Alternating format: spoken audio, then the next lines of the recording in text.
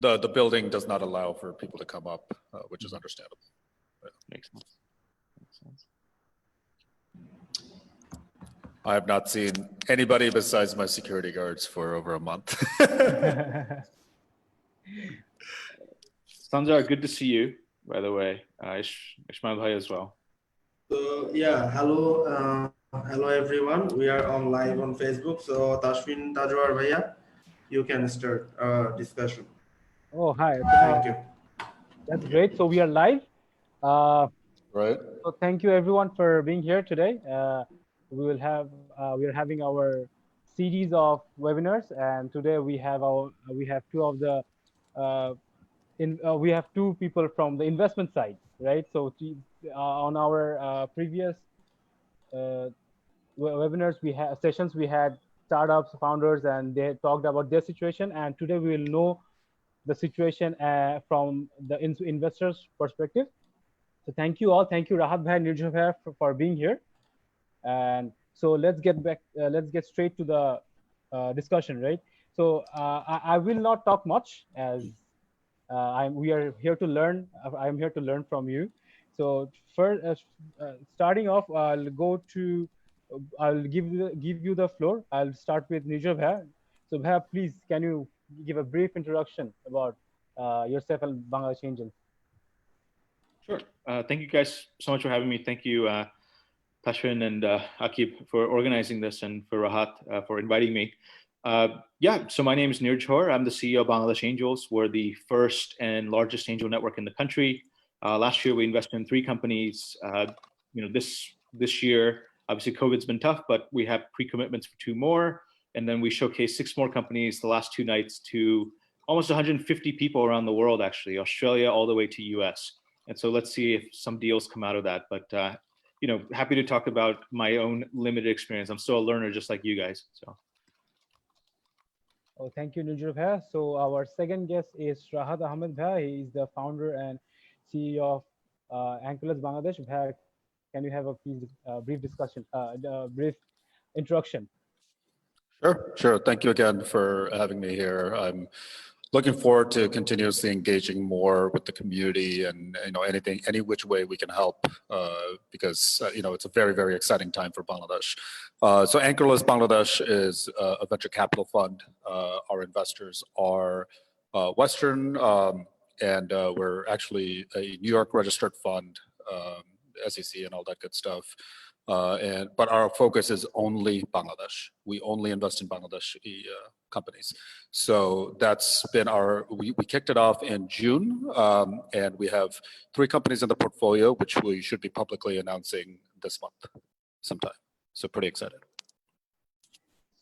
So thank you, Bhai. So it looks like you see a great potential in Bangladesh, right? Bhai. So, definitely, easily. So what do you see that bought you? You have come back, right? Finally, yes. 30 years. It took me 30 years. Yeah, I mean, look. At the end of the day, one thing that sticks out is if you go to Silicon Valley, for instance, right? You're in San Francisco or wherever, Palo Alto. You walk into something like Intel and you realize that 30% of the people there are probably South Asian, and a lot of them are Bangladeshi. And then you come and look at countries like India and Indonesia and Vietnam, and you notice how much money is being invested in startup community there. Now, what's the difference between us and India? When it comes down to it, everybody here is as smart as anybody in India, right? So what really sticks out is the access to capital and access to resources. So my personal belief, and I believe Nirjor feels the same way, is that if we can help Bangladeshi entrepreneurs and startup founders with access to such expertise and capital, they can do the exact same thing that India and Indonesia and China has done.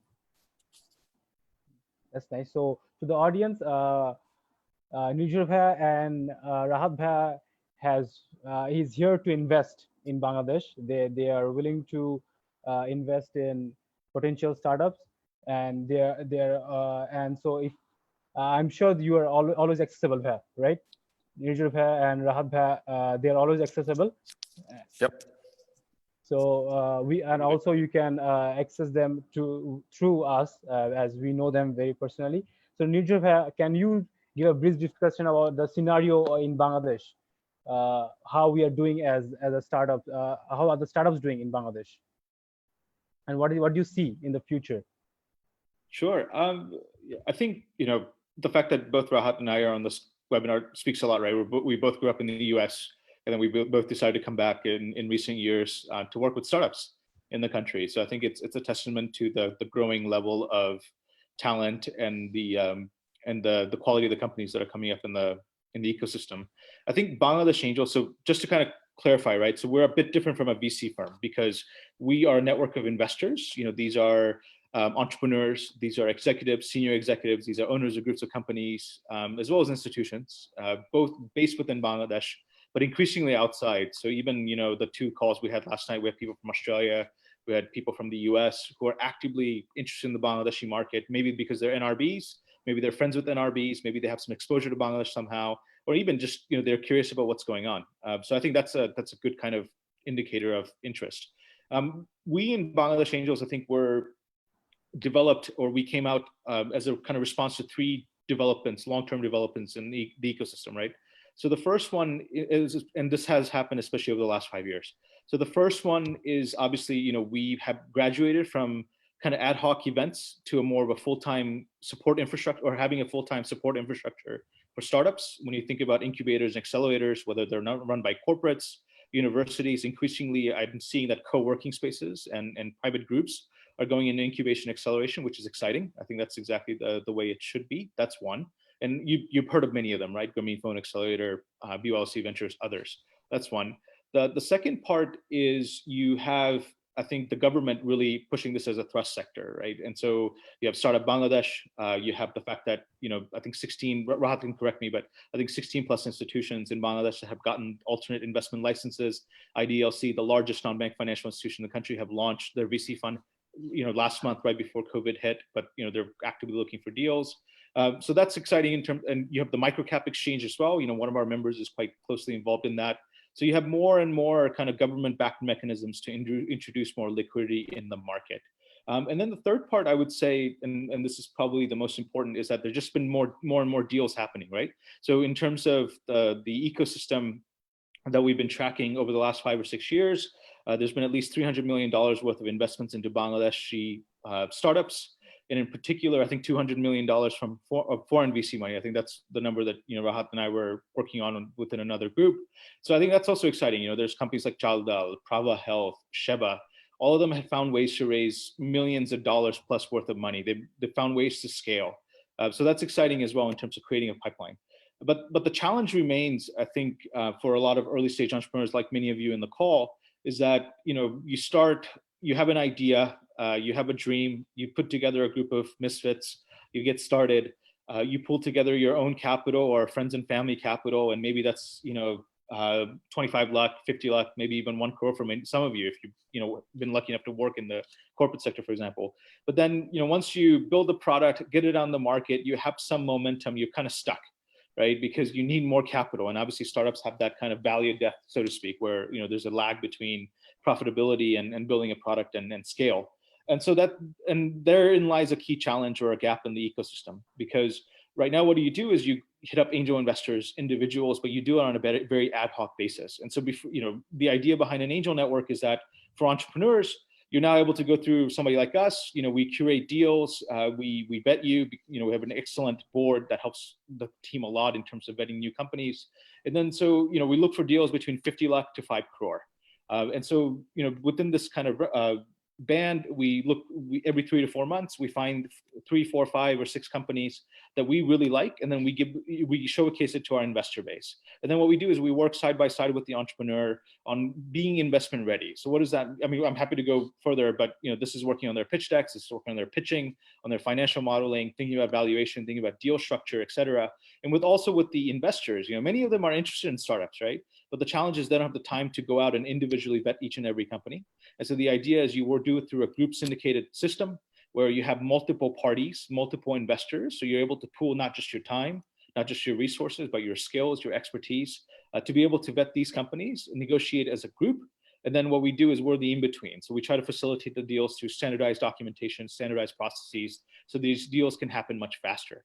So that's, so we've done that. We're still an experiment in progress, but we're quite happy with the way it's going so far. We're happy with the feedback we're getting from the ecosystem. So I think that's all quite good. But I think many of the other things I would also say, and Rahat can talk more. You have, I think, even within the 18 to 20 months that I've been kind of doing this job, I'm seeing that the quality of startups are increasing exponentially. And I think a lot of that has to do with the fact that many of the going back to some of those companies that have raised money, they've developed a talent pool, and a lot of these middle executives are now leaving these companies, starting their own companies, but they've been mentored under really strong founders. They understand how to operate within this environment, and they're creating really interesting startups. I think that's one. I think also on the angel investment side, I think a lot of people have heard of how well angel investors have done from deals like Bata or Sheba, and so now they're coming to me and saying, look, okay, I want to find the next deals like that, right? So tell me what's out there. Tell me what's out there, right? So that's exciting as well. So for us, we want to continue doing this. Ideally, we want to get to where India is, right? So India 20 years ago didn't have any angel networks. Obviously it was a very barren environment in terms of VCs and also startups. Now obviously we all know the numbers around India, just from an angel network standpoint. Every major metro has 3 or 4. Every major angel network is closing at least a deal a month, 1 crore rupee, their crore rupee per plus. So that's the vision I have for Bangladesh Angels. Very informative. Thank you, Nijab. So I would take a break. I would like to introduce someone who just joined. He is the CEO of Light Castle Partners, Bijon Islam. Bijon bhai, can you hear us? Can you hear me?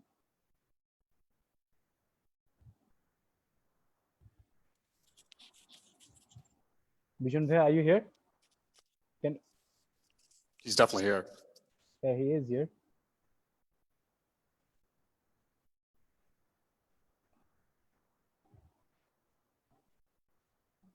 Hello, Bijon bhaiya.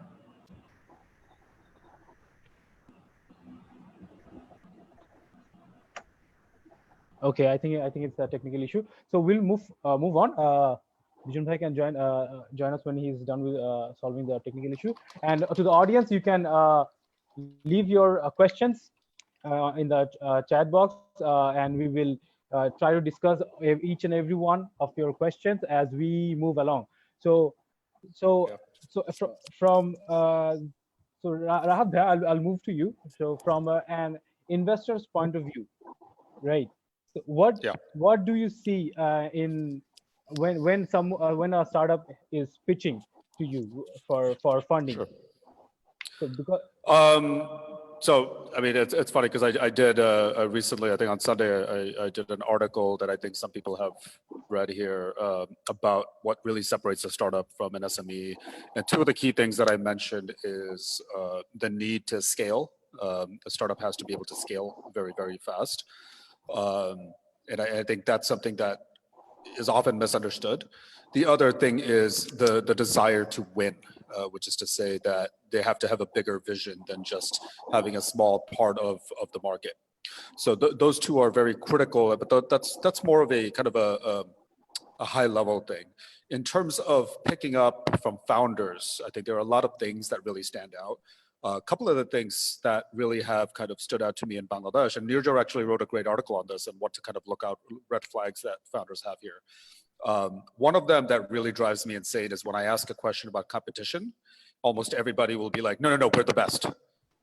Nobody's like, it's okay. You don't have to be the best. What you have to say is, competitor X is really good at this, but with enough capital in your support, we believe we can be better than that. It's not about being the best. It's about having pathway to being the best. And these are things that I find somewhat problematic because you have to respect your competitors in order to actually win. Because if you don't respect your competitors, it's going to be you're going to be surprised one day. You're going to wake up and they're going to do something amazing. Because the truth is, nobody knows what's happening on the other side. Nobody knows what resources other companies have access to. So never underestimate them. I actually did wanted to kind of add on to Nirjar here for greater context. I really hope that there's a lot of questions here because we want to kind of go back and forth. But I do want to kind of outline the fact that angel investors are necessary in order for companies to get to a point where a venture capital firm like ours can actually look at it.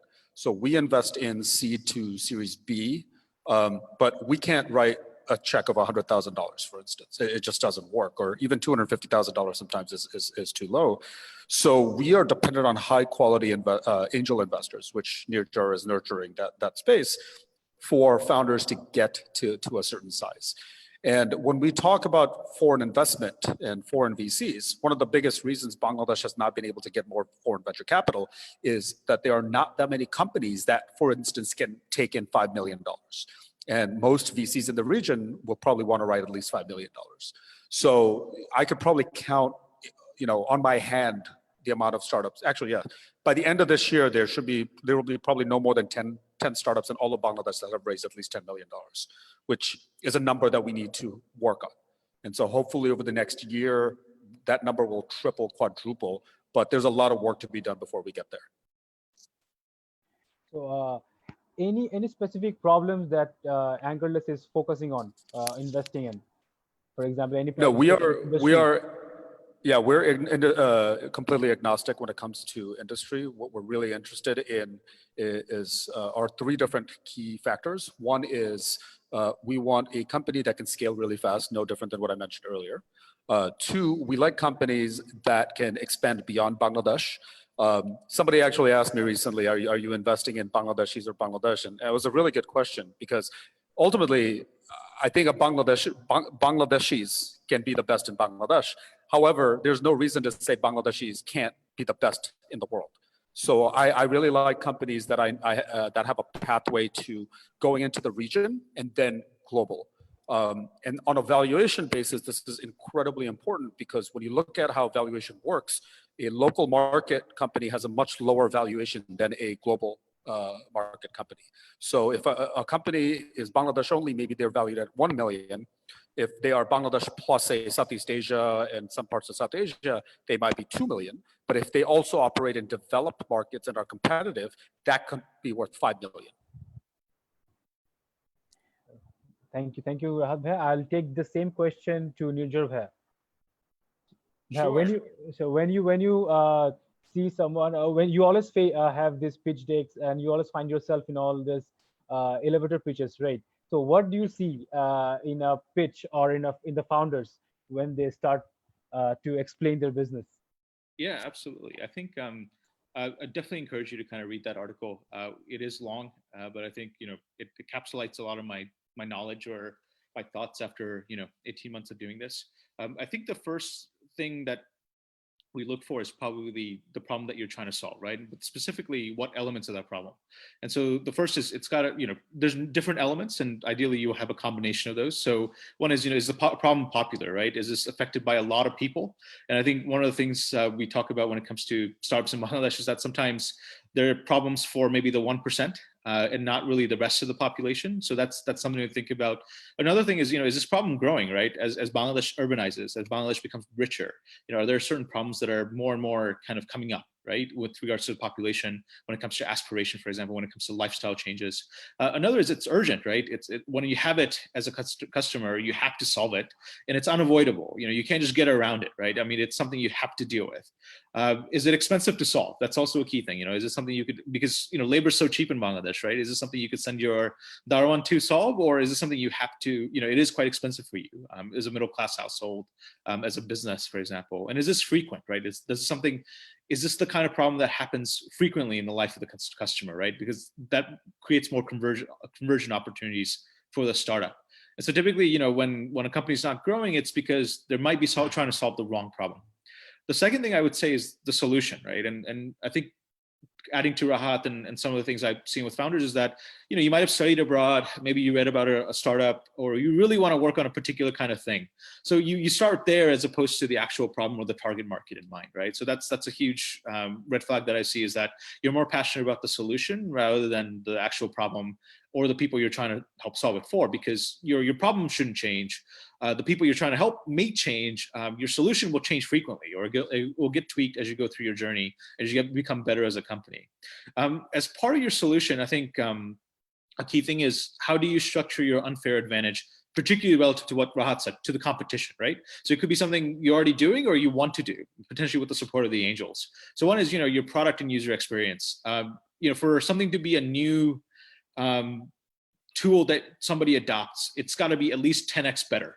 And it's got to be able to be quantified, right? So the reason I stopped using CNGs and now use exclusively Patao or Uber, Moto in particular, because it used to take me 30 minutes to get out of my house, get on a rickshaw in Bosantara, try to find a CNG, try to negotiate, and try to then find one that would take me to the middle of town. Nowadays, it takes me 3 minutes. So of course, I've never actually gone back to CNGs. Like I could count on one hand, and I'm sure many of you can, in the last 5 years where I've had to use CNGs. I use Pataos and Ubers now. And there's a reason. It's 10x, at least 10x for me better. And and cheaper, and maybe the solution's more durable. That's one. The second is customer acquisition, right? So a lot of people give me the excuse that the reason we don't have enough traction is because you haven't given me money for marketing. And it's the most expensive way to build a company is take equity, which is a very expensive form of capital, to put into Facebook marketing, right? And so, one way to think about, acquisition and particularly marketing and sales is it's a sort of tax that you have to pay for an inferior product. Because if you have a 10x better product, your customers, your high users, your early adopters will do your marketing for you, right? Another thing to think about is monopoly power. So in particular, there's four that I've been thinking more and more about, and I'd like to work with Rahat and try to go more deeper into. But one is network effects. So the more numbers of users you have, the more it becomes to each incremental user. So Facebook's a great example.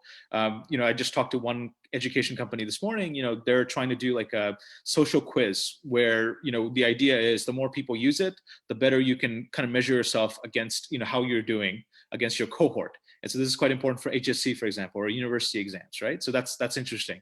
Network, switching costs, right? So once again, using data, how hard is it for you to switch from this particular platform to another? And so Patao, there's a reason why they introduced a loyalty program, right? They want people to stay within the Patao ecosystem. There's also a reason why they're going into different verticals, because they want people once again to stay within the Patao ecosystem, right? Economies of scale, the fact that as you grow bigger, you become more profitable. Some companies are interesting. They might be very profitable. Once again, this SME versus startup idea, they may be very profitable at a lower scale, but as they grow bigger, it actually becomes more expensive to run the business, right? This economies of scale, particularly if you have very bad unit economics. If you're losing money to acquire and service one customer, no amount of money will solve that in a way, right? Because as you get bigger, you only lose more money, and then this will be angels money and venture capital money. And then another thing we think about is this is harder in the context of Bangladesh, but some kind of proprietary IP, whether it's brand, whether it's code, whether it's some kind of technology. That's also important to think about. But the biggest unfair advantage that we look for is obviously the team. That's probably the 90%. Of the calculation when it comes to early stage investing. Are you the top 1% of the people who could be solving this problem in Bangladesh? And what makes you say so, right? We want good reasons for that, right? Do you have strong advisors that you've onboarded? Do you have investors on board already who really believe in you, who put their money where their mouth is? And are these people we like, who have a good reputation in the ecosystem? What kind of partners do you have?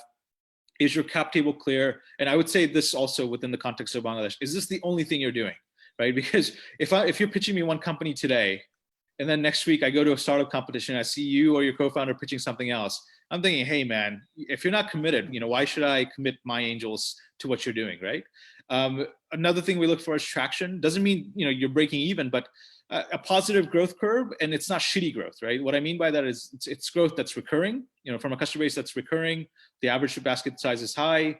Time to convert to cash is relatively fast. You're not waiting around for cash. You're not extending yourself in the market, those kinds of things. And then finally, I think the ask, right? This is also important. When it often ends up happening that when I sit down with the founder and I ask them, so what are you thinking about for the next 12 to 18 months? How much money do you really need? They'll have to say, oh, I have to get back to you. Like, you worked really hard to get the meeting with me, and then you can't really answer the most fundamental question I have for you, right? So, you have a clear budget and a plan, a product roadmap for the next 12 to 18 months. We understand it could be different, could be very different. Is it reasonable as well, right? So let's say the co-founders have put in 25 lakh taka, or the existing shareholders. Now you're asking me for like 25 crore, right? Like that. I mean, I'm exaggerating, but that happens. It doesn't really make sense in terms of your valuation journey, your fundraising journey. Another thing is valuation. It's a bit of a black box. At the end of the day, at least at this stage, obviously Rahat's got much more kind of finer metrics to value companies and methodology as well.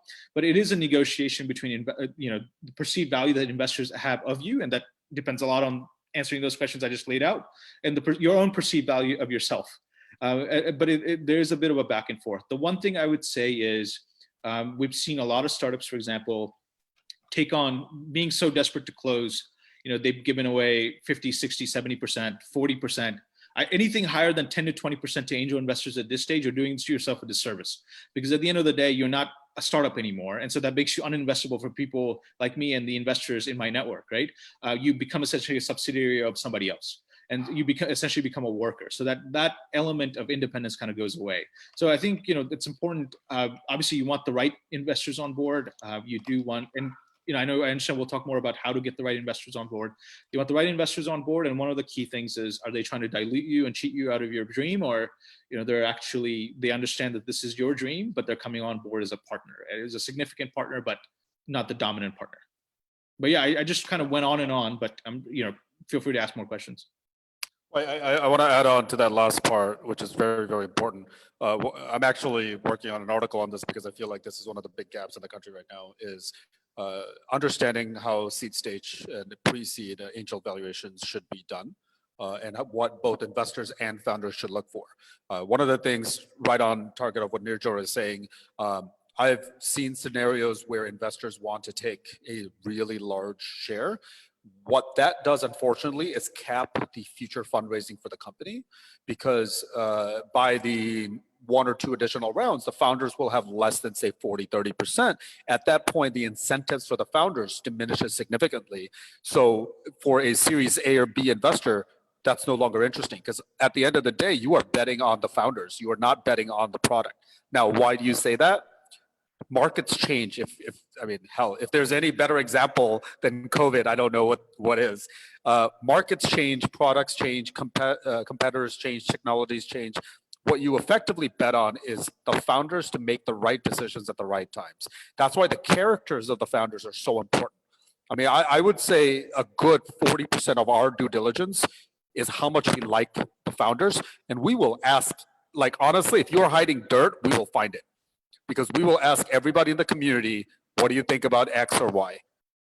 And trust me, we have found dirt. So don't lie about that stuff. In the same vein, also be aligned with the investors. Be willing to take less money for the right investor who shares your vision, rather than more money because the valuation is higher. And we can go into seed stage valuations more, but nobody should care, no founder should care about how much your company is valued at seed stage. What you should care about is how much you will be valued at the end of the day, which is when you either get acquired or IPO or whatnot. Because owning 70% of 1 million versus 30% of 100 million, I think you know how that differentiates itself. Thank you, Rahat Bhai and Nirjor Bhai. So for Nirjor Bhai, a question from the audience: does Bangladesh Angel have any specific industry to work with, or it's similar to Rahat Bhai? You see the future growth, and if the startup has that potential. I think we're pretty sector agnostic as well. Going back to what Rahat said, but the most important thing is you're technologically driven somehow, right? And in particular, what I don't mean is that you have a website. That's really great, but you're still a small business at the end of the day if you just have a website. What makes a startup is, I think, it kind of end to end. You're by way of technology, you're able to kind of build the infrastructure for massive growth, sooner rather than later. So I think that's what we look for. But with regards to industries, I think we're quite agnostic in that respect. Absolutely. But one thing, I would love to find more agri-tech companies in Bangladesh. I haven't really seen a lot, to be frank, yet. I'd love to kind of work with more kind of fintech companies, and but obviously there's a lot of challenges there in terms of regulation and working with banks in Bangladesh. But yeah, those are 2 sectors that a lot of investors ask for, and so far I haven't been able to build as good of a pipeline as maybe in some of the other sectors. Thank you, Nirjor. Yeah, I think I'm gonna throw this in there. There are 3 verticals really that I've been actively looking for an investment in: education, agriculture, and garments. So yeah, those are very incredibly large industries that do not have a clear winner or even close to a clear winner. So it'd be very interesting to see who actually like makes that mark. So thank you, Rahat bhai. So to the audience who are trying to work on an idea, so I think you have the industries you have to work on to get funding. So Rahat bhai has shared his article on the chat box. You can have a look, and see his writing. So I have read it, and you have Rahat bhai in that article has distinguished between SMEs and startups. So when a lot of us we are not clear about what SME is or a startup is, right? Especially because we are confused about the scaling. So Rahat bhai, I'll just ask you what is the major difference? What we think what the difference between what is the major difference between SME and a startup? If I ask you directly. I mean, it's what it really comes down to at the end of the day is the upside. If you could it be potentially worth $100 million, or is it going to be worth like a few $100,000? And the reason it matters is if you take a few steps back, venture capital and startups, this is an asset class. This is a financial market terminology at the end of the day. It is not just some sort of glamorous, designation. Venture capital is a part of your portfolio that a high net worth individual or a family office or a fund will allocate. They will allocate to debt, they will allocate to equities, they will allocate to real estate, and near the end, they will take upside risk on venture capital investments. Why? Because venture capital investments generally are for people where they let's say somebody's worth $100 million. You're going to allocate, say, 2% of your money to venture capital and hope that it gives you a really high return. That's why a lot of venture capital firms are willing to lose money on 8 of their 10 investments as long as the other 2 do really, really well. That's generally how it works. Now, that isn't always the case. Some VCs operate differently. Obviously, you want every one of your companies to do really, really well. But if you don't have outsized returns, then the investor who is giving the angel network or the venture capital firm money, they can just go put it into equities or real estate if they're just going to get a 20% return. It doesn't make any sense for them to take outsized risk if they don't get outsized returns. So this is a much more complex topic, but it is something that's really necessary to understand in a large macroeconomic basis to kind of really get to the root of it.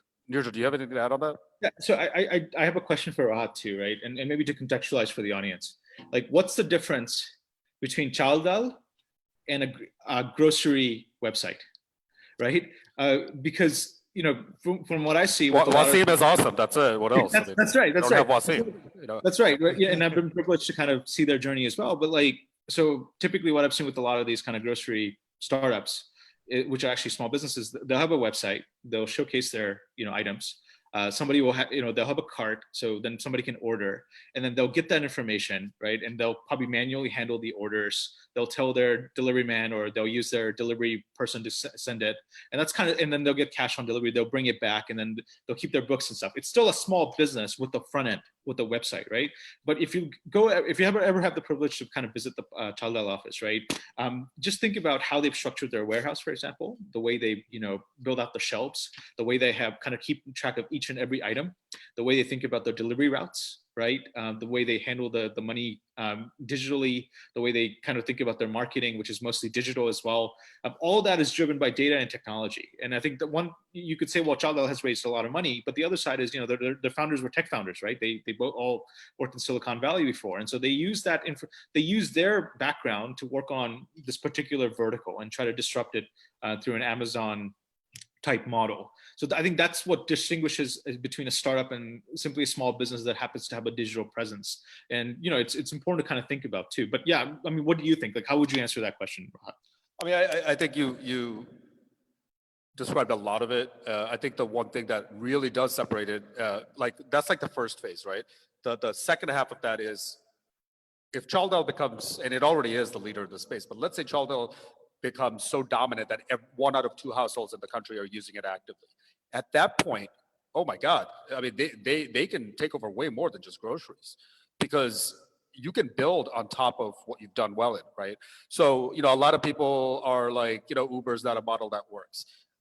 Yeah, but when it comes to like companies like Uber, Grab, and Gojek, they're not playing for ride sharing. They're paying for what is on top of that they can build. So, for instance, fintech is probably more valuable to companies like Grab at the end of the day than is just doing the ride sharing. The ride sharing just was a beachhead to get into that outsized position.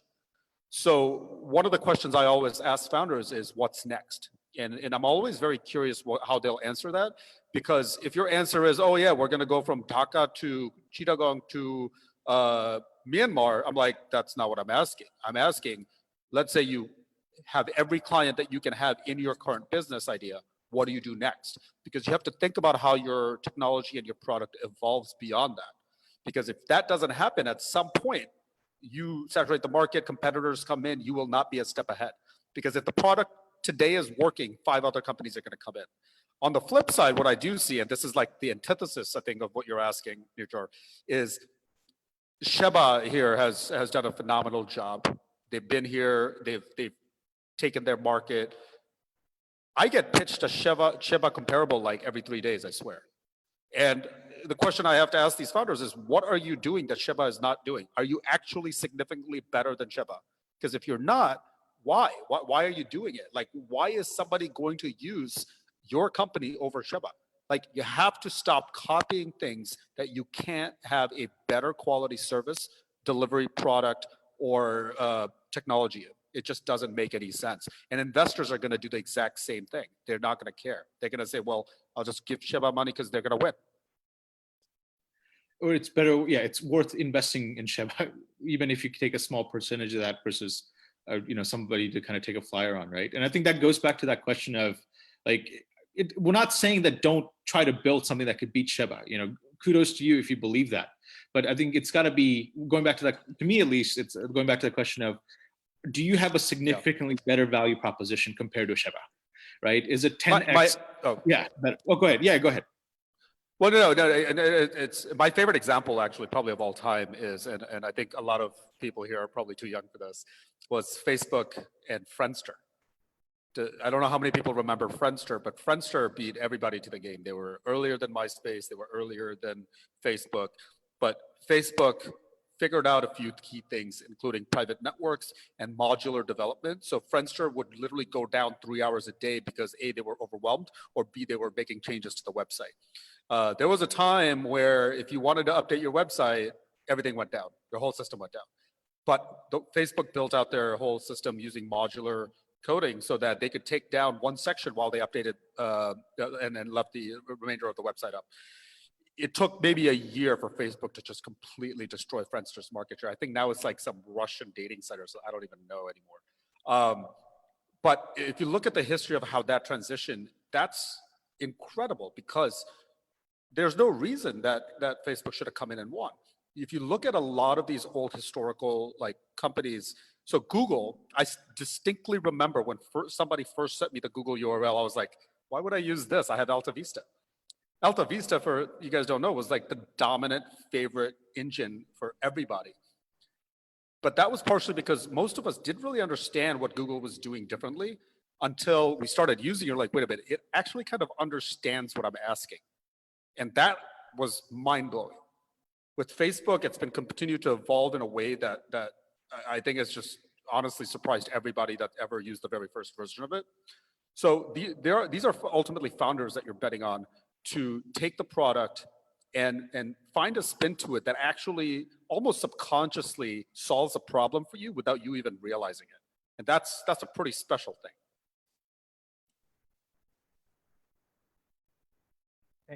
Thank you, Rahat bhai and Nijur bhai.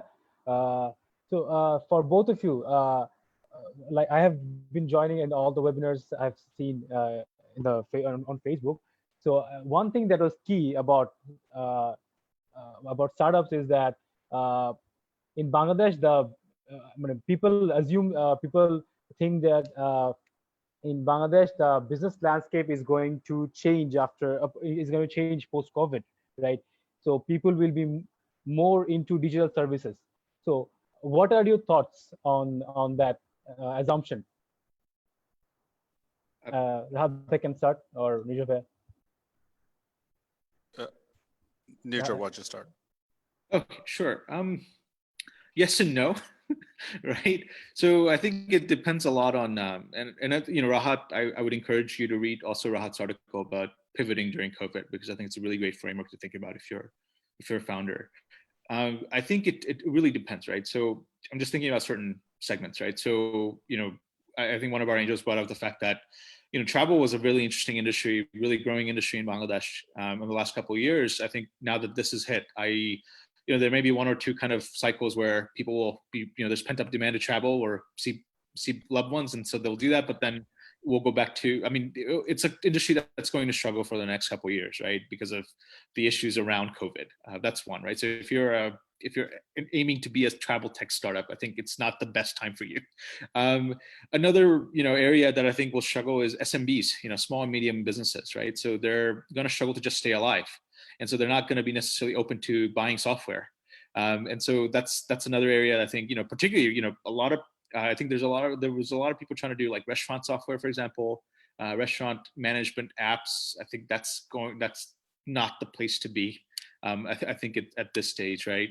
I think on the other side, I think it just really, in terms of consumers, if you're a service that can help people stay at home, be productive at home, if you're able to help them kind of practice more hygienic behavior, I think if you build that as part of your proposition, I think that's quite interesting. If you're a startup or a service that helps businesses, particularly large businesses, because they're now cutting back, right? They're cutting back on expenditures. So if you're a startup that helps businesses save money on what they're already doing anyways. So for example, Laura Hatt and I are quite keen on the company Loop. Right? And there's others as well, like Truckluck Bay. I think they're both doing exceptionally well right now because a lot of companies are looking to cut down on their logistics costs, and that's only going to increase over time because they're able to kind of, through technology, they're able to connect shippers and the logistics handlers, right? So that's one example of a company. There are, companies are already spending money on logistics. It's a huge kind of line item. Now that they're struggling to meet their debt payments, now that their orders are going down, they're going to look to save costs even more. That's one example. Or on the other side is, you're a startup, a B2B startup that helps companies actively get new customers. So one company that we showcased last night that Rod's also familiar with is Netex. So in the garment space, right? So what they do is they help smaller factories in Bangladesh as well as in places like China and beyond. I think China, Vietnam, Bangladesh so far, but whether, they help these smaller factories get connected to not the large orders or not the largest buyers because they have huge teams that can manage this, / now they're going bankrupt left and right. So it's probably not the best market, but there's emerging brands that are still kind of nimble. They're still trying to find their footing. They're still trying to establish their supply chains, but they don't necessarily have all the resources in the world to build up offices in Bangladesh, for example, right? So Netex becomes their, back office in Bangladesh through a digital medium, whereby, you're a brand, you're able to kind of give orders, you're able to then kind of manage the flow from, sample design to sample to choosing vendor selection all the way to kind of shipment. So that's interesting, right? Because that's interesting both for buyers because they're saving money, and it's interesting for factories because you're helping them get more customers. So I think you have to, the most important thing for entrepreneurs is, and I think this is also something we look for, is you have a clear idea. You could be wrong, but you have a clear idea of where, how COVID is going to affect your business, and you're either doubling down or you're pivoting, but it's not random, right? You're not jumping from being a restaurant startup to now delivering groceries, right? It's clearly tied to what you're doing already, and you're tweaking your business model accordingly. I think that's very important. Yeah, look, I mentioned this in my hard decisions article. If you are pivoting, you really should try to be pivoting to something that adds value to your long-term business. There's some very tricky and dangerous situations here because, look, I understand at the end of the day, for a lot of founders, it's their livelihood and they don't want to lay off people and they don't want to do this and they don't want to do that. But there are scenarios where you let go of your ego and you say, listen, I'm going to find a way to make this work. And that might mean giving up the name of this company that I have and working with the competitor, because at the end of the day, I want to take care of my employees. I don't want to stress out my investors, and I don't want to stress myself out, because it is incredibly hard for certain companies, if you don't have market leadership, if you don't have a lot of money already in the bank account, to figure out ways to survive in this market. And this is normal. This is not new. I think one of the biggest things that are kind of that I think people need to understand is a founder doesn't just you just don't found one thing and that's it. That's not your life. Because if you think about it that way, then you're not really a founder. A founder has the goal of trying to solve a problem, and that's why they take money from investors, knowing the risk that it may go to zero, and then they try to solve that problem. If that problem is no longer solvable because of a multitude of reasons, whether the market conditions have changed or competitors have sprung up, that's okay. So find what we call a soft landing, which is try to get acqui-hired. So if you have a competitor that is doing well, go to them and say, listen, I've got a bunch of people on my team. I've got a customer base. How much could I potentially get acquired for by you? Take some of that money, have a peace of mind, pay your rent. But at the end of the day, you have fulfilled your duties to your employees, yourself, and your investors. What I don't like is that when you do a complete 180 and just do something that has nothing to do with your business, because that is, frankly, what is effectively a breach of fiduciary duty to your investors. And that is hugely problematic. I get it. This is not an easy time. This is not an easy solution. These are extraordinary times, but I just need people to understand that at a very high level. One thing that I think really does need to exist is this idea that we need to collaborate a lot more than we do right now. If you have two players in a market where the demand still hasn't caught up, work together.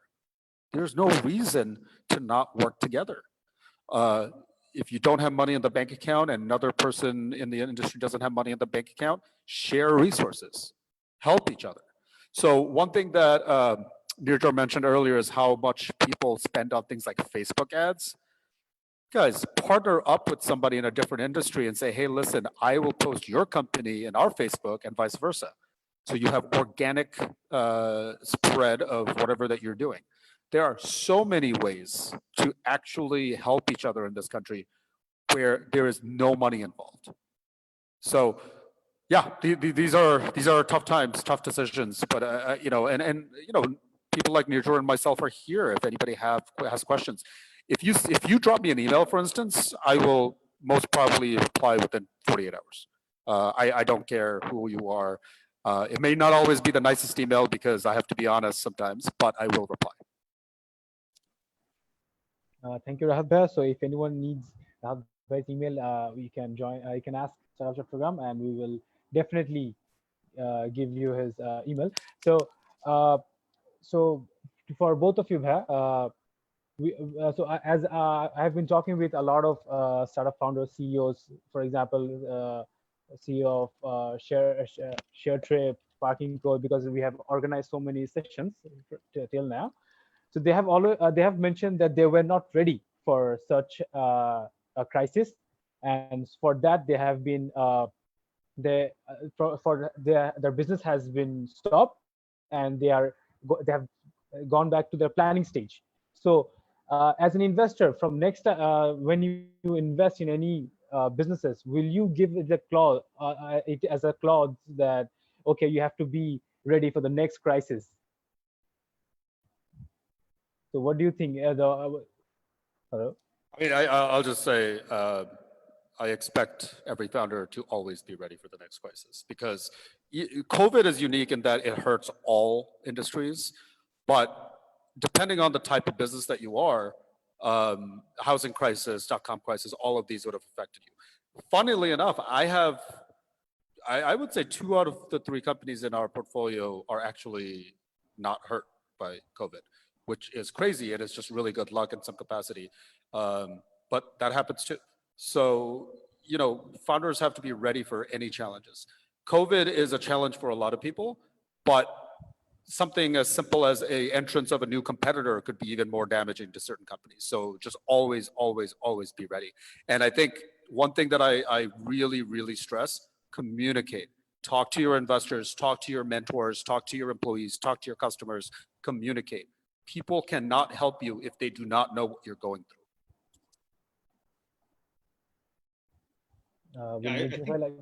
I think, I mean, it's very hard to have clauses for different crises, right? I think, I mean, that's what distinguishes a startup founder or team compared to somebody else, is that, you're able to kind of be nimble in the face of it.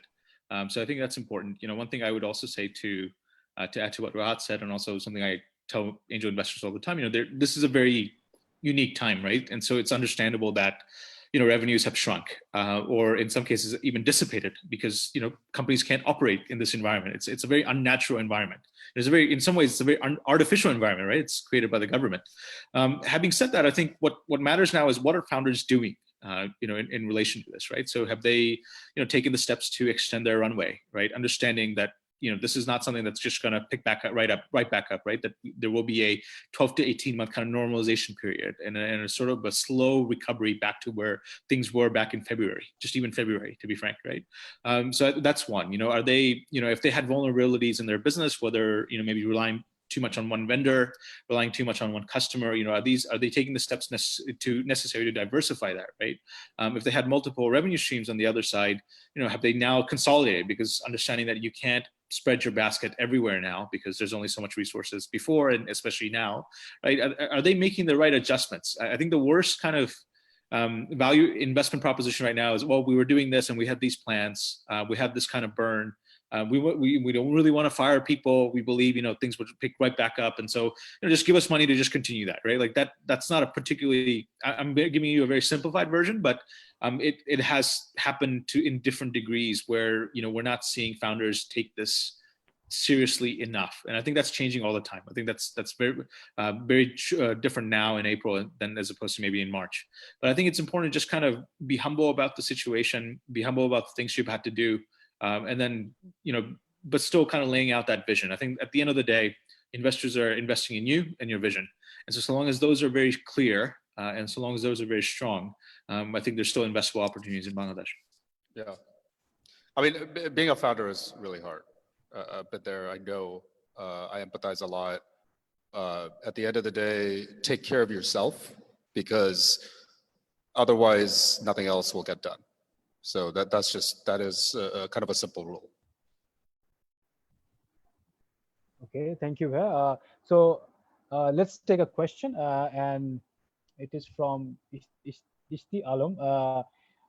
His question is that if as investors or working with a lot of companies, do you see any significant consumer behavior change because of COVID-19? Yeah, consumer behavior. I mean, this is I think one of the biggest wild cards asterisks going forward, is we don't know how people will consume even for the next 5-10 years. There are structural shifts in behavioral patterns that we will see depending on when we think the lockdowns and everything else will kind of stabilize, and we go back to some level of normalcy. Will food delivery I think the most obvious one here is remote working. I think remote working, you're going to see a significant acceleration across the board. For the longest time, my biggest kind of structural short has been commercial real estate, and that's just skyrocketed after COVID. I already thought that remote working and like virtual and augmented reality, stuff like that, was going to replace a lot of like in-person meetings.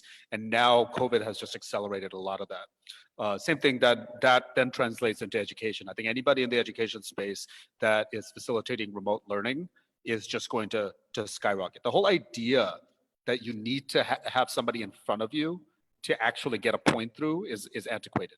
That's something that I think is almost colonial in many ways, where you just needed to prove to yourself that people are doing work. The reality is, if you do your work, nobody should really care, right? So that, I think, is going to be a significant impact in pretty much everything that we do. Would Nishabh like to add something? Yeah, I think it's. I mean, in some ways, I'm kind of excited about this, right? Because, I mean, there was that number of that was going around a few years back. I don't know what the number is now, but the government was claiming 90% internet penetration, but like 90% of that was just people going on Facebook and not knowing they're on the internet, right? Like, I think that's no longer true anymore. I'm just surprised by even like my middle class relatives in Gajipur, ordering online or going more online, I've got cousins, young cousins, who've never touched a smartphone except for games, learning online in Gazipur, right? Just so imagine just the opportunities it creates, where there's some fundamental shifts in behavior that's happening right now in Bangladesh, and it's accelerated. It's something that might have taken 5 years to do, and tens of millions of dollars of spending, maybe on Facebook to do, is now being induced by the government and the gods in some ways. So I think I think that's exciting, and I can't wait to see what kind of companies we'll look back on this in 5 years from now, say, man, this is the time when those companies came about. Like they didn't exist, or they had barely started when COVID hit, and then wow, look where they are. So I'm quite excited to find those kinds of companies, and maybe some of you are in the room. Yeah. I think the biggest impact that I'm seeing right now is e-commerce. I'll be really interested to see how many people just generally just stick to e-commerce going forward.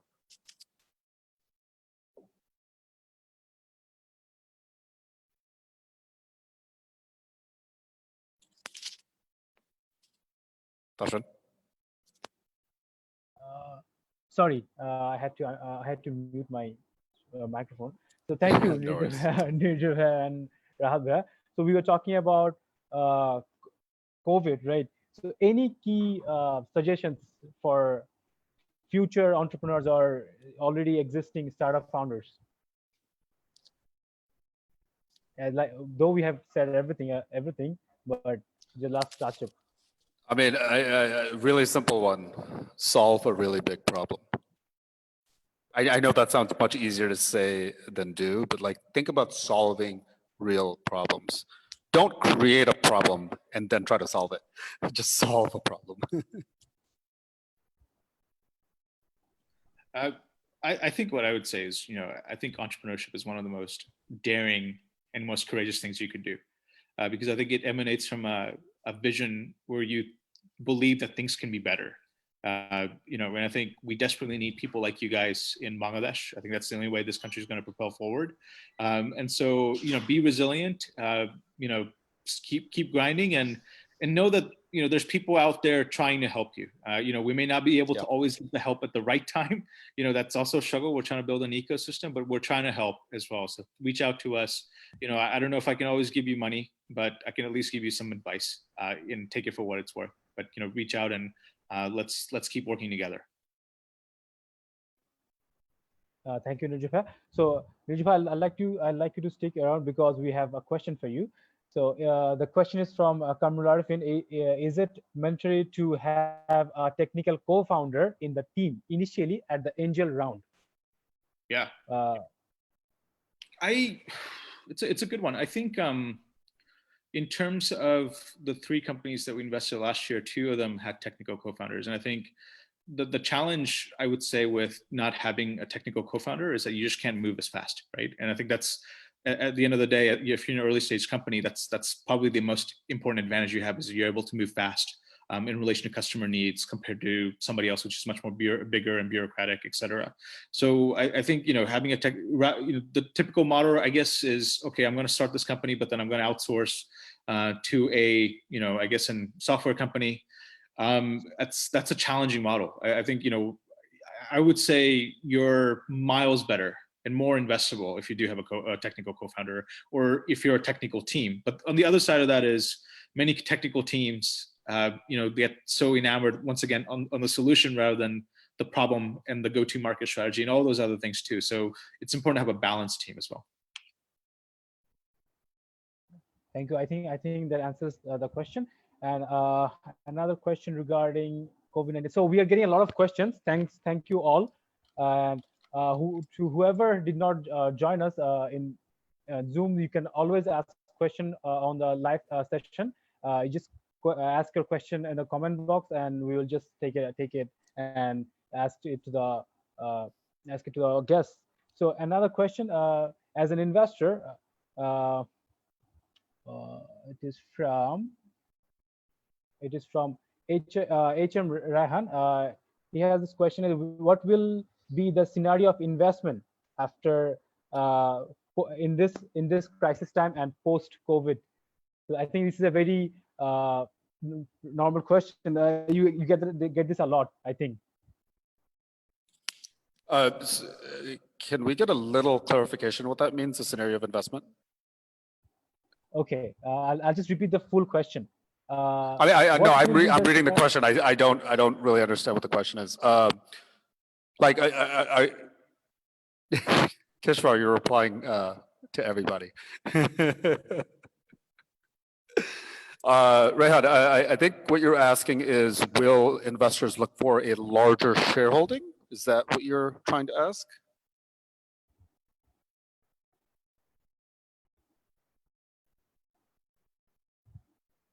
Okay, I think we'll wait for the clarification. So I think we are joined by Kishwar Hashmi, the founder. Can I explain my question, please? That was really interesting. Yeah, sure. Yes, please. Yes, please. Okay, thank you so much. My question is, what will be the scenario of investment in our startup ecosystem? Will the investor invest the big portion of the ratio in the running a startup, or they invest in the new startup to develop our economy? The amount of equity an investor takes depends on stage. Not more than anything, it depends on stage. So an angel round will probably take 10 to 15%. Near, I think that's what you're doing roughly. Seed round will probably be 15 to 20%, depending on where you are. And then Series A, again, around 20%. You should expect every successive round to do about a 20%, 15 to 20% dilution, roughly. And the reason that's important is that you don't want to get to a Series B or a Series C where the founders own less than, say, 30, 20%. You want to have enough control over the company, but also have enough incentives for the founders so that you know that they will continue to fight for you as the investor and themselves. This is kind of a standard thing, but it doesn't always perfectly work out. We at Anchorless, we actually don't like investing in companies where founders don't have majority. We think that's incredibly important. So yeah, I hope that's the question. And by the way, those numbers will not change pre or post COVID. That's just an industry standard. Okay, thank you. That really my question. Thank you so much. Like I'll say this: if somebody wants to take more than 50%, forget it. If somebody just wants to take 50%, period, they're not a startup investor. Period. They're looking for something else. So yeah, that's the basic of it. Okay, thank you so much. So for Nijor, so let's say the same question to you. So how will be the investment landscape in Bangladesh post-COVID? It's a very hard question. I think it's I guess I don't know if I'm answering the question, but I think like we think about in kind of three types of companies, right? So one is companies that during this time, and I think post-COVID, we'll see kind of an uptick. So for example, one of the companies we presented during the showcase last night was they've doubled their revenue, and I'm talking about 6-digit plus in the USD, right? They've doubled their revenue in the past couple of months, and the question is obviously that investors will have is, can you sustain that? What is your retention strategy of all these new users, or what is your retention strategy around this kind of increasing basket size post-COVID? The second type of companies are, maybe they were on a good run before COVID. Now, because of the lockdown and everything else, that's stopped or that's diminished significantly. But it's still a question of, okay, maybe that once things can start normalizing, that there'll be a faster kind of curve compared to other companies because they're providing something essential. Maybe it's food, maybe it's healthcare, maybe it's education, et cetera. And not only that, but they've made the adjustments necessary to kind of get them through, and they're trying to align their business model in light of these new opportunities that are coming up. And I think the third type, I think this goes to your question, is there might have been companies that had just launched, or they were still trying to figure out exactly what they were trying to do. I think many of those companies, I think it will be hard, at least for angel networks like us, because so many of our investors are exposed to sectors like garments. They're exposed to sectors like finance and brokerage houses, and so they're going to be naturally kind of focused on saving their own business, saving their own employees, and so it'd be harder and harder, I think, for those kinds of companies. Unfortunately, I think in the short term, I would say at least for 3 to 6 months, potentially even longer to be able to get enough kind of traction when it comes to raising capital. So I think, that's kind of what I'm seeing from my side.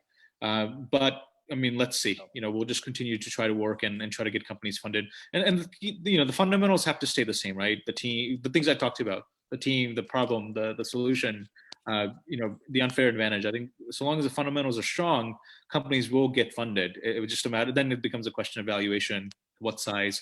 Those things can change as well. So. By the way, thank you for answering. I think I misunderstood the question. So that was great. And I think to clarify from our side, our investors are generally Western, U.S., Europe, parts of Asia.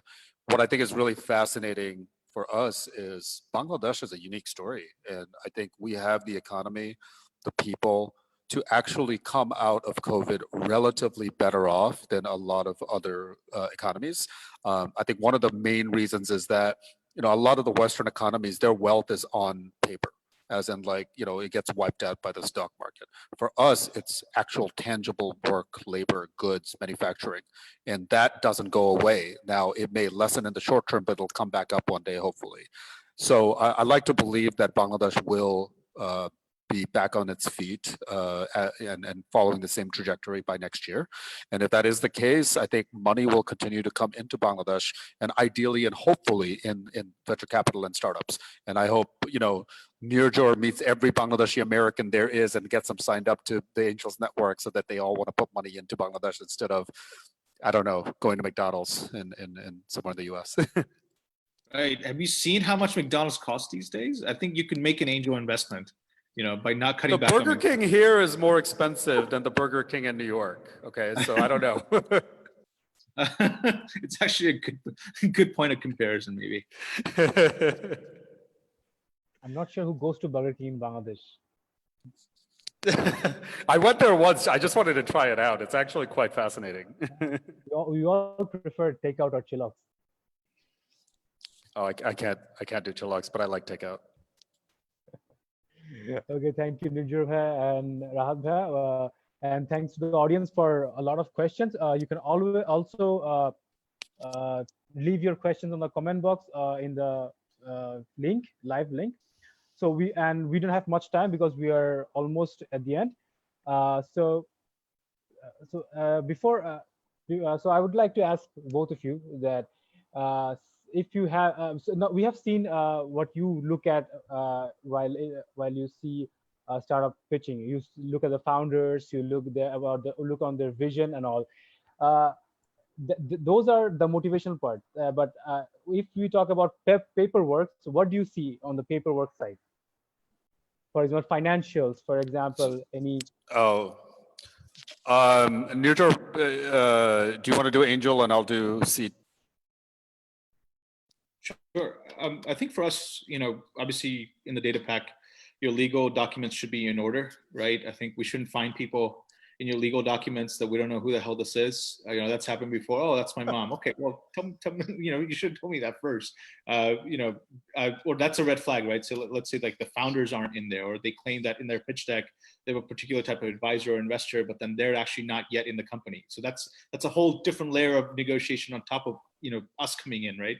So those are some of the examples. I understand for a lot of companies, you're focused on building your product, building your service. So I think the financial documents may not be completely kosher. We understand that, but at the same time, I think it puts you ahead of the curve in terms of your professionalism if you do, right? If you do invest in that, it goes a long way. If you have your kind of books in order, and I think it's worth investing. I don't think it takes a lot of money to invest in a good kind of accountant, right? Or an accounting firm. Having said that, also, we look for, obviously, in lieu of that, we look at bank statements, for example. A financial model would be great, but also, to be frank, DCF isn't particularly useful for angel investing or at our stage. So you can pay somebody to build a really good one for you, and it's nice to see how you're thinking. The most important thing is it becomes a basis of discussion for how you're thinking about your growth, right? More than anything else, less of a valuation exercise and more of your planning. So I think that's also good. I mean, I'm happy to kind of send more, but we do have checklists for both. In the future, I'll kind of release those through an article format, and happy to talk offline about exactly the kinds of things we look for. But those are some of the ones. And then I think, something we're also looking more, and, it's also a red flag if we can't look at it is, you claim certain kind of MAUs, daily active users.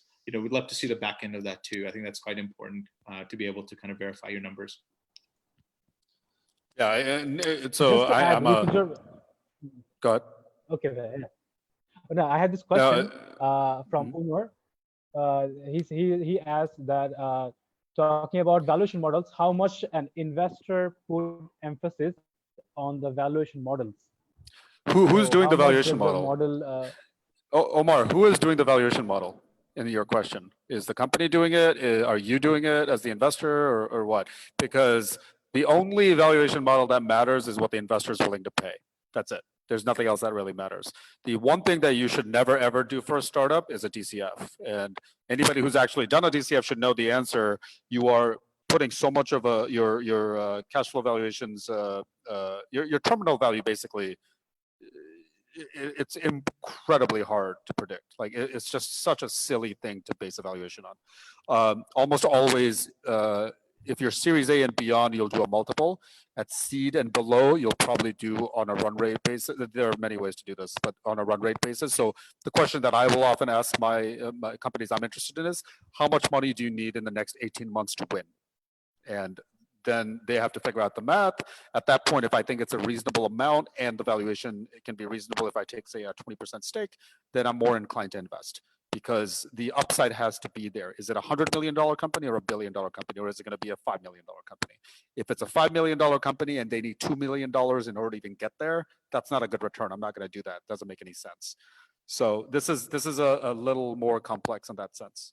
Found very early stage. Okay. Yeah, it's going to be metrics at the end of the day, or it's going to be metrics that the investor themselves use. I think every investor has their own kind of in-house tactic, as do we.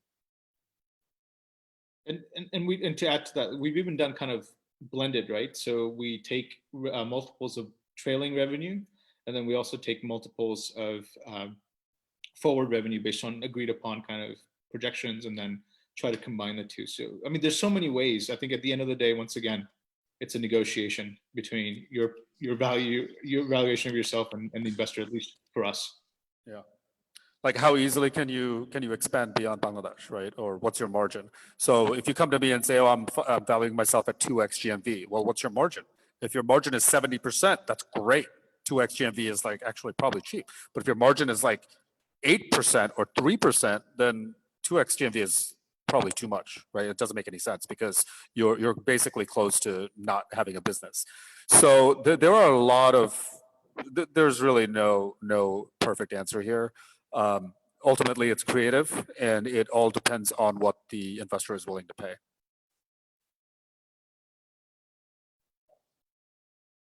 Thank you, Rahat bhai. I think that answers the question. And finally, we are almost at the end. And any tips for if startup from this from our audience comes to you and pitch his or her startup? Nirjor has a whole article on this. So we would like to see that article. I think the link would help.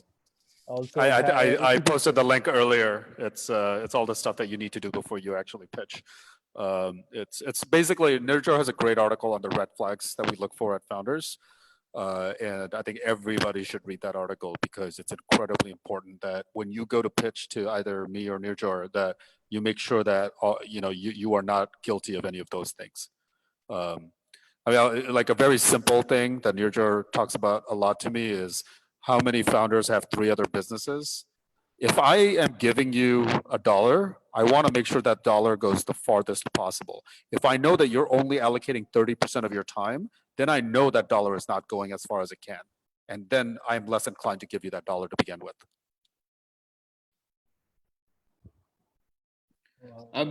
I think just to add to that, I mean, I was just thinking about it too when you asked that question earlier, Tashwin. So, in terms of tips and tricks for startups to convince investors, first of all, don't trick investors or don't try to trick them, right? I think, be open and transparent. I think that's important, because even if you, by way of being transparent, you end up losing a potential deal, that's okay, because I think it's just like dating in a way, right? Maybe that investor wasn't necessarily right for you, or you'll have kind of regrets later on. I don't necessarily want to find out later, after I start talking to you, or after investors start talking to you, like, oh, you mentioned that you didn't mention this particular competitor, or you kind of downplayed them, but actually, holy shit, like, they're actually doing exactly what you're doing, or even better, right? That's happened. Or your numbers don't quite add up. Okay, that's happened, right? It's also happened to me, for example, where some investor came to me and said, hey, I heard that you guys are investing in this company and at this valuation, and I was thinking about investing in them. And I was like, no, that never happened. Like, that's happened to me too, right? So I think, it's a small community. People like me and Rahat, we trade notes all the time.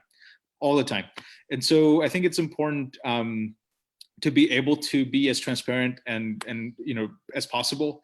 I think the thing is, be persistent, right? One thing that's always inspired me, Adnan Bhai from Sheba, I think he's really, in some ways, he's helped to create an ecosystem for angel investment in companies when he was starting out, back in 2015, 16.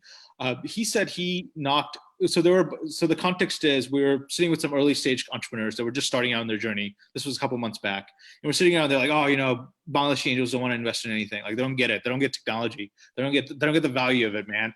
And then, Adnan Bhai said, how do you know that? Like, he talked to 1,500 angel investors before he had his first, and he's got, before he's got his first angel investors, right? That's a number for me to aspire to. Like, I need to talk to 1,500 people at least, right? And you need to do the same. So I think be persistent and also be responsive. A lot of founders say, well, they're asking for so much information, or they're asking for all this stuff, or there's so much follow through. I mean, it's part of the game, right? It's part of what you're trying to do. And then lastly, I think going back to something Rahat said that's quite important earlier, don't get hung up on valuation, right? If you're getting good, smart capital, if you believe that this angel investor or this particular investor can come in and actually, multiply your growth trajectory because of the skills they have, because of because of the connections they have, and because of their passion for you and what you do, go get them, find a way to get them in. Don't get hung up on and potentially lose a potentially good investor. I think that's also important. Yeah, definitely. I guess Omar, no. Ishfaq has a question. Do you only fund tech startups? I think this is a really important question to answer, so I'm just going to go ahead. Tech is a weird word because, and I kind of talked about it on my recent startup article. Because you have a website or an app, you are not a tech startup. You are not a startup sometimes because it's just an app or it's just a website. Tech and tech-enabled companies is what we're interested in, which is to say companies that can use technology to scale faster and faster and faster. The example that I often use is, for the first dollar I give you, you get 5 users. The second dollar I give you, you get 7 users. The third dollar I give you, you can get maybe 10 users. You need to show an increasing acceleration of how you actually scale the company with additional capital. That means something in your system allows you to do that. So that's often a tech-enabled product. Let's say garments, for instance. When people think about RMG sector, they don't think about tech because it's just like people making clothes, except there is an incredible amount of technology that can go into garment sector in the form of design and automation and enterprise resource planning. And all these, any company that can help the RMG sector fix a lot of its inefficiencies, they're going to be worth hundreds of millions of dollars. Right now, one of the biggest pressures Bangladesh has is Vietnam has invested so much in automation and technology in the garment sector that even though Bangladeshi labor is cheaper, when it comes to making a complex coat or jacket, a winter jacket, for instance, because of what Vietnam has invested in, they can actually, at the end of the day, have a cheaper overall cost to build that jacket than Bangladesh, because we are so heavily reliant on a lot of labor. So these are investments that I would love to make if I can find the right companies. Nirjar? Agreed, and particularly going back to that garment example, right? It's because you can then take it to so many other markets. And I think there's no reason why, we shouldn't be disrupted by somebody else creating garment technology. We are the #2 place in the world for garments. It should be built here. So yeah, absolutely. Thank you, Rahab Bhai, Nirjul Bhai. I had the same question for Rahab Bhai when I first met him, and he answered the gave the same answer. So, thank you to our guests for giving us your precious time, and for the audience, thank you for being here. I think we would like to end it as we are behind schedule. And if you, for the audience, if you want to stay connected to Talk Chattogram, we have our Facebook page, LinkedIn page, website. You can, we have forms there for your ID submission for membership. So you can stay connected with us, and you can always find us on Facebook, email. We're always available. Thank you, Nirjul Bhai and Rahat Bhai, for being with us here today. And we hope to see and organize such sessions in the future. So thank you, everyone. Thanks for having us, guys. Thank you, guys. Anything you want to say, Nirjul Bhai, for the last? Oh, no, just thank you for your time, and reach out and keep rocking. Unstoppable Bangladesh. That's right. Thank you, Rahat Bhai and Nirjul Bhai. I think we're having technical issue. Cheers. Yeah. All right, guys. I think we're good. We are good, Bhai. Thank you so much. Thank you so much, Bhai. Cheers. Thank you, guys.